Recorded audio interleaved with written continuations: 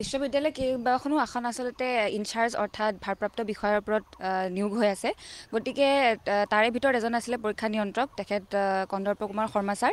তেওঁৰ মানে বহুকেইটা কমপ্লেইন আগৰ পৰা পাই আছোঁ যে বহুকেইগৰাকী ছাত্ৰ ছাত্ৰীৰ সৈতে তেওঁ দুৰ্ব্যৱহাৰ কৰে বা তেওঁৰ কোনো ধৰণৰ অভিযোগ বা সমস্যা থাকিলে তেওঁ শুনিবলৈ চেষ্টা নকৰে বা ষ্টুডেণ্টসকলক লগেই নকৰে। 10 বজাৰ পৰা 4:30, 5 বজালৈকে ষ্টুডেণ্ট ৰখি থাকিলেও তেওঁক লগ পোৱাটো একেবাৰে মানে খুব টান বিষয় হৈ পৰে আৰু তেওঁলোকৰ পৰীক্ষা ৰিভেলুৱেশ্যন হওক বা চাৰ্টিফিকেট হওক, মাৰ্কশ্বিট হওক, বহুখিনি সমস্যা বিশ্ববিদ্যালয়খনে দেখি আহিছে।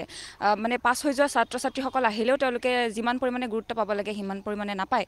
গতিকে এনেকুৱা এটা সমস্যা আচলতে কালিও ঠিক তেনেধৰণৰ এটা সমস্যা সংঘটিত হ'ল। আমাৰ প্ৰাক্তন এগৰাকী ছাত্ৰৰ সৈতে তেনেকুৱা দুৰ্ব্যৱহাৰ কৰিলে, কিছুমান অসাংবিধানিক শব্দ, অশ্লীল শব্দৰে গালি গালাজ কৰিলে, একদম কটু বাক্যবাণেৰে তেওঁক মানে জেৰা কৰা নিচিনা হ'ল। গতিকে এই সন্দৰ্ভত আমি VC ছাৰৰ লগত কথা পাতিলোঁ আৰু এজন বিষয়াৰ পৰা আমি তেনেধৰণৰ আচলতে ব্যৱহাৰ কেতিয়াও ছাত্ৰ ছাত্ৰীসকলে আশা নকৰোঁ। গতিকে ছাত্ৰ ছাত্ৰীসকলে যিখিনি সমস্যা ভোগ কৰি আহিছে সেইখিনি VC ছাৰৰ লগত পাতিলোঁ আৰু 2খন মিটিং হ'ল। আমাৰ ULC আৰু আমাৰ পষ্ট গ্ৰেজুৱেট ষ্টুডেণ্ট ইউনিয়নৰ সৈতে মিটিং হ'ল।